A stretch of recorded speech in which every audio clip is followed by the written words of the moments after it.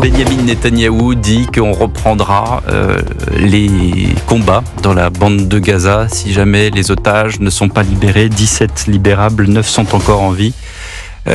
Gilles William Goldnadel, en fait c'est un retour à la case départ, c'est-à-dire qu'on pensait, on avait une lueur d'espoir avec cette trêve, on s'était dit tiens, on se dirige quand même peut-être vers quelque chose de meilleur. Alors il y a au moins les choses sont clarifiées, parce qu'il n'était pas clair dans l'esprit du public que si jamais les otages n'étaient pas libérés, eh bien la guerre se poursuivrait. C'est ça. Maintenant, les choses sont clarifiées. Claires, c'est dit. Au moins, il n'y aura pas d'ambiguïté. Je voudrais quand même revenir sur ce que je vous disais à propos de la passivité, l'indifférence de l'audiovisuel de service public. Vous le savez peut-être, j'ai adressé une lettre ouverte à la directrice de Radio France il y a 3 jours pour me plaindre, en qualité de président d'Avocats sans frontières, de la manière dont la question israélo-palestinienne était traitée, mais de manière documentée.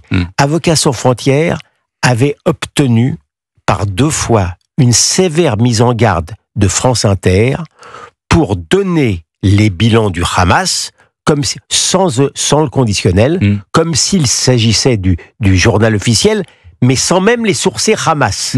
Eh bien, je peux vous dire que le samedi à 11h, France Inter récidivait. Ça veut dire simplement qu'il n'y a aucune crainte véritable de l'Arcom. D'abord, l'Arcom n'assortit pas ça d'amende, donc il y a peu de chances que France Inter s'amende. Ça, c'est la première chose. Et deuxièmement, ce qui est incroyable, c'est que dans le journal de 19h de France Inter, je vous assure que c'est vrai, sinon qu'on me poursuive pour diffamation, on expliquait tranquillement que les Israéliens en voulaient à cause de la manière dont se passait la restitution des otages, mais ils en voulaient à qui ? Pas au Hamas, au Premier ministre israélien. Je veux dire, à ce degré de la désinformation, au-delà de la question israélo-palestinienne, l'emprise de l'idéologie sur l'audiovisuel de service public, moi, ça me fait peur. Jules Thorez, sur cette question du décompte du ministère de la Santé, il y a eu un grand débat dans toutes, je pense, les rédactions de France pour savoir si oui ou non on les donnait. Je crois que sur Europe 1, CNews et au JDD, on ne les donne pas, puisqu'on estime que ce sont des chiffres qui ne sont pas fiables. Dans toutes les autres rédactions de France, on les utilise. Gilles William, la question, c'est pas seulement France Inter. Le vrai débat, il devrait se poser sur l'agence France Presse, qui est notre agence que tous les journalistes possèdent. On reçoit toutes leurs dépêches. Et bien moi, tous les jours, qui est payante absolument pour les journalistes. Ça coûte très cher. Ouais. Il faut savoir que moi, tous les jours, j'ai une alerte de l'AFP qui me dit qu'il y a 40 000 morts à Gaza, selon le ministère de Santé du Hamas. Donc la question, c'est pas France Inter, c'est toutes les rédactions de France, et on l'a pas vu. On n'a pas vu que France Inter. Il y a eu une légende dans un article de Libération qui parlait des otages, justement des otages palestiniens. Je ne sais pas si vous vous rendez compte. Donc voilà, c'est pas que France Info, c'est pas que le service public. Non. En effet, le facteur aggravant pour le service public, c'est que c'est vos impôts, Gilles William, qui les financent. Non, mais il y a ça. Non, mais Jules, il y a 2 degrés de désinformation. Au premier degré, je suis d'accord que l'AFP est coupable de bien des choses, y compris de ne jamais avoir voulu nommer le Hamas terroriste, alors même qu'il est classé terroriste, notamment par la France. Mais là, c'est encore plus grave.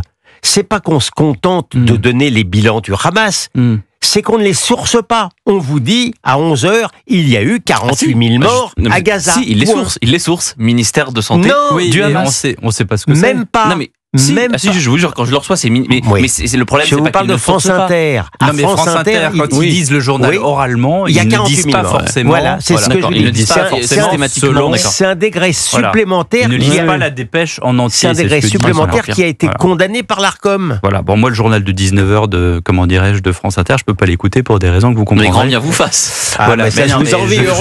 Vous êtes finalement Pierre de Villeneuve. C'est la solution de facilité. Pour ceux qui connaissent, voilà, comme les vieux monsieur comme moi. voilà, Jacques Mélic qui avait le don d'ubiquité. Vous vous souvenez bien sûr de Jacques Mélic qui se retrouvait à Paris et à je sais plus de quelle ville en même temps. À Dunkerque, il me semble. En même temps, au même moment, bien sûr. Voilà. L'affaire Jacques Mélic. Je voudrais qu'on écoute Linda Kebab, secrétaire nationale du syndicat de police, unité SGP Police Force Ouvrière. Elle était chez Sonia Mabrouk ce matin sur Europe 1 et CNews. Dans la mort de la petite Louise, 11 ans, elle dit que c'est une faillite collective de tous les services de l'État.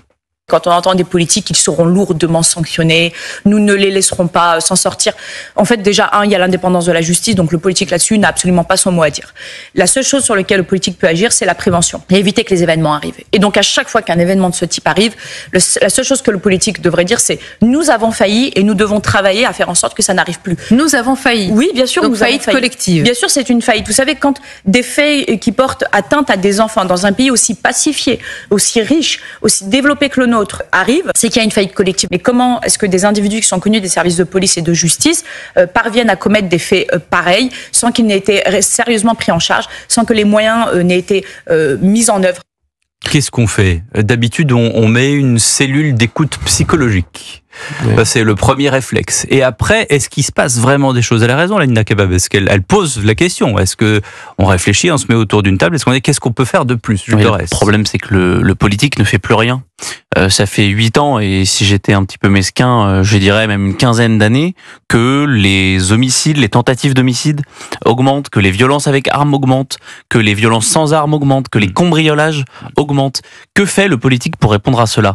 Dès qu'il y a un fait divers qui ne sont plus malheureusement des faits divers, mais qui sont des faits de société, on a une partie de l'échiquier politique qui nous dit attention, c'est de la récupération, vous n'avez pas le droit de parler de ce sujet. On a une autre partie de la classe politique qui nous dit que, eh bien, ils font des lois, que ça avance, qu'il va y avoir des propositions de loi qui vont être déposées, que il y a 3 ans, nous avons fait une loi qui a fait beaucoup avancer les choses, alors que sur le terrain, on ne constate rien. On a une autre partie de l'échiquier politique qui n'est pas en responsabilité et qui, bien souvent, propose des choses qui ne collent pas réellement à la réalité. Donc, le problème, c'est que le politique, et là, la faillite, elle est collective dans la classe politique, c'est qu'ils n'ont rien fait depuis 15 ans et qu'Emmanuel Macron portera un bilan migratoire certes, mais surtout sécuritaire, qui sera l'un des plus chaotiques parce que en 8 ans, la crise et en tout cas les personnes qui se disent en insécurité dans notre pays, eh bien, a été de manière croissante. C'est-à-dire qu'aujourd'hui, on le voit bien depuis qu'il y a cette affaire, cette mort de Louise. On a des témoignages de parents qui nous disent qu'ils ne veulent plus que leur enfant sorte seul. Ils achètent des téléphones à des enfants de plus en plus jeunes pour la simple utilisation de ils appellent leurs parents sur leur trajet. Donc en France aujourd'hui, on n'est plus en sécurité et ça n'incombe pas que à la justice. Moi, je veux bien qu'on mette tout sur le dos des juges et des magistrats. À un moment donné, il y a des hommes politiques et là où Linda Kebab, je pense à tort, c'est qu'elle nous dit qu'il y a en France l'indépendance de la justice. Si la justice ne convient pas à nos politiques, eh bien ils peuvent la changer. Ils peuvent faire d'autres lois, des lois beaucoup plus dures. L'inertie de l'administration, ils peuvent y mettre fin. Gérald Darmanin est en train de commencer, mais il y a encore tellement de choses à faire que notre classe politique, elle doit se réveiller parce que des Louise, des Philippines, des Thomas, des Lola, eh ben enfin honnêtement moi j'en ai assez. J'en ai assez de connaître ces prénoms par cœur, j'en ai assez de les répéter à longueur d'émission et j'en ai assez de les commenter. Gilles William Goldnadel. Vous les oubliez même. Vous avez oublié Elias. Oui. Il y a plus, pour un téléphone. Et tout cela c'est dans un espace de 15 jours. De 15 jours pour un téléphone. Bon, c'est la barbarie à visage urbain avec la sortie des couteaux et pour des multifactoriels si j'ose dire. Je constate qu'une seule chose, Jules Torres parle de la responsabilité d'Emmanuel Macron, je m'associe à lui. Je vois un Emmanuel Macron qui avait prononcé des paroles très fortes, qui parlaient de la douleur du peuple français lorsqu'il s'agissait de Naël, dans le cadre d'un refus d'obtempérer, faut pas l'oublier, mais voilà. Et là, pour la petite Louise, rien. Rien. Bah, pour Naël, le jour même, il est à Marseille. Il est à Marseille et il dit c'est inexcusable. Voilà, inexcusable. Et après, il avait rétropédalé. La différence de comportement, si j'ose dire, le silence est parlant. On va marquer une pause dans cette Europe 1 soir. Je vous annonce que tous les matins à 9h moins 20, Dans Europe 1 Matin, vous retrouvez Olivier de Lagarde qui lit, analyse, commente tout ce qui fait la une de la presse, parce qu'il y a tout dans les journaux, tout pour nous informer, nous faire réfléchir, nous indigner ou nous faire rire. La revue de presse d'Olivier de Lagarde, signature Europe 1, tous les matins, 9h-20. Et quand vous voulez, bien sûr, en replay ou sur l'appli Europe 1. À tout de suite dans Europe 1 Soir.